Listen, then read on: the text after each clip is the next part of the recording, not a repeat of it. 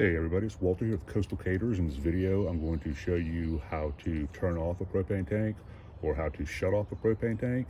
And probably you are going to change out your tank or something for the first time, and you just need to know how to safely turn the tank off and uncouple your grill or your burner from the propane tank.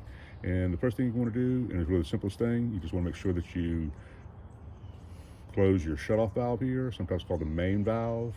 And then of course the next thing you want to do is you want to unhook your line to your propane device, and you do that here.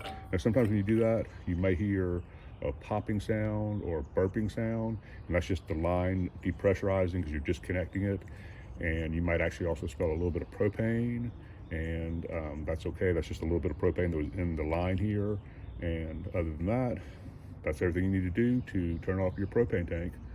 And if you haven't had a chance yet to join our channel or give this video a like, we'd appreciate that. That'd be great. Check out some of our other propane videos that we have. We have a lot of them. And once again, this is Walter with Coastal Caterers. Thank you very much for watching, and have a great day.